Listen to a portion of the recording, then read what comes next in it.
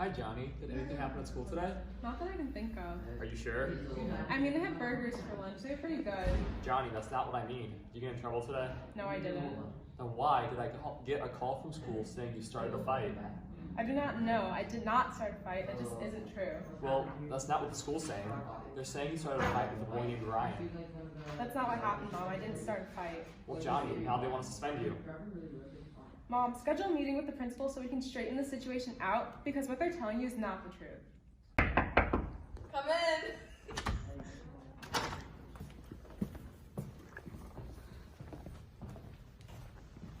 Thank you for coming with me, Mrs. Wilson. Well, I want to get to the bottom of this. Well, yesterday we broke up a fight between Johnny and a boy named Ryan. Johnny started this fight, but we still do not know why. I am also looking to learn more about this incident in this meeting. Johnny, is this true? No, I did not start the fight. Johnny, you tell the truth, okay? You started this fight. That is the truth.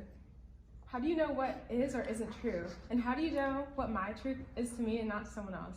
What you fail to realize is that the truth is relative and in turn impossible to obtain because unfortunately there is no one certain truth.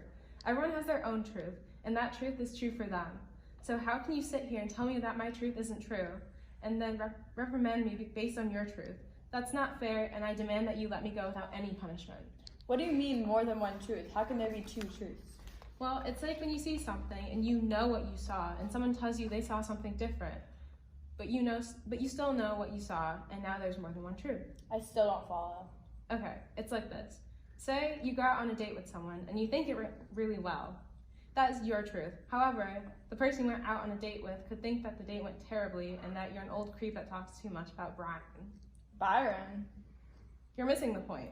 Both the people that went on the same date have a different perspective, and truth is about how that date went. So what is your truth?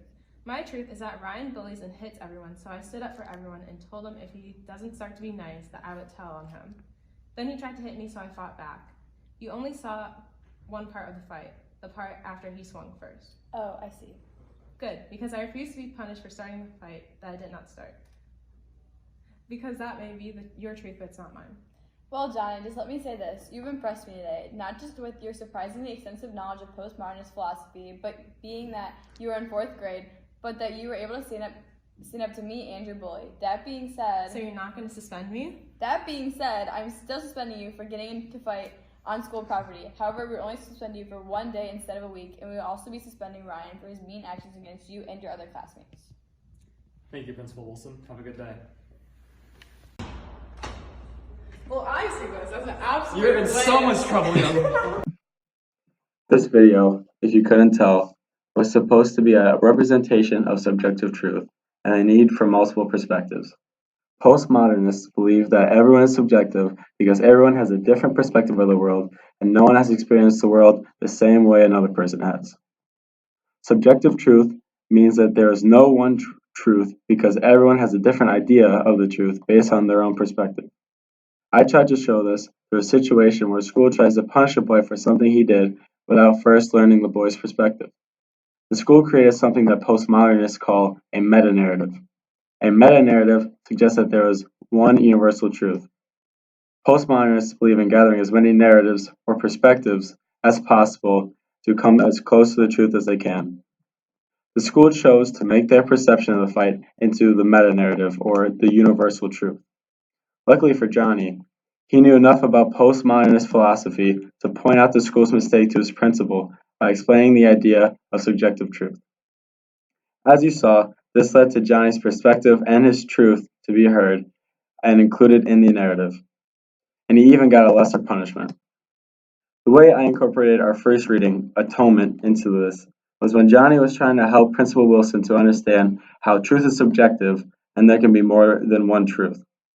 He does this when he says, quote, "Well, it's like when you see something and you know what you saw, and someone tells you they saw something different, but you still know what you saw. Now, there was more than one truth," end quote.